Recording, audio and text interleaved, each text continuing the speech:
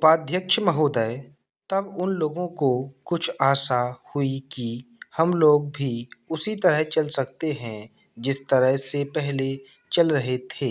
लेकिन अभी हाल में जो चुनाव हुआ उससे देश के धनिकों के मन में बड़ा संदेह पैदा हुआ कि इस चुनाव के बाद उनकी स्थिति वैसी नहीं रहेगी जो अब तक चली आती रही है। गरीबों और अमीरों के बीच में अब बहुत बड़ा अंतर चला आ रहा था। उसको बहुत तेजी से दूर करने का प्रयत्न किया जाएगा। श्रीमान, मैं आपका बहुत ही आभारी हूँ जो आपने सदन में चालू वर्ष के बजट पर अपने विचार प्रकट करने का अवसर दिया है। मैं इस बजट का समर्थन करता हूँ।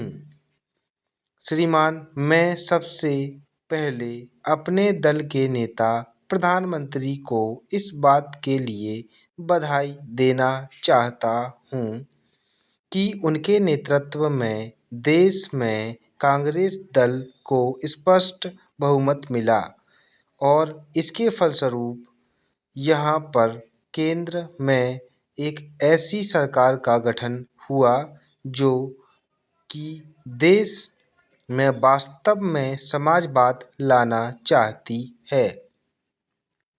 मैं वित्त मंत्री जी को इस बात के लिए बधाई देना चाहता हूँ कि लोकसभा के मध्यावधि चुनाव में जनता द्वारा कांग्रेस दल को जो आदेश दिया गया था उन्हें स्मरण है और वह तन मन धन से उसका पालन करना चाहते हैं।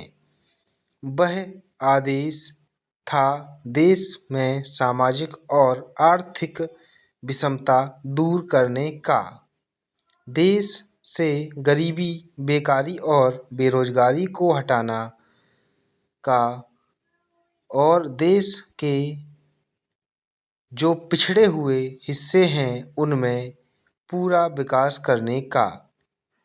साथ ही इस सामाजिक और आर्थिक व्यवस्था पैदा की जाए जिससे अंतर्गत जनता शोषण से मुक्त हो सके। श्रीमान, यह ठीक है कि देश में कृषि के क्षेत्र में उत्पादन में वृद्धि हुई है, परंतु इसके साथ ही यह भी दृष्टि में रखना चाहिए कि लागत में भी पूरी वृद्धि हुई है। इसके लिए आवश्यक सिंचाई के साधन बढ़ाए जाएं और अधिक उन्नत बीजों का प्रयोग किया जाए। आज कृषकों को कृषि के यंत्र मिलने में बहुत कठिनाई हो रही है।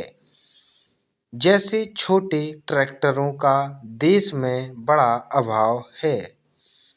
उनके बनने के लिए शीघ्र नए कारखाने खोले जाएं, जिससे कृषकों को जल्द से जल्द ट्रैक्टर मिल सकें। देश तभी प्रगति और हमारा विश्वास है।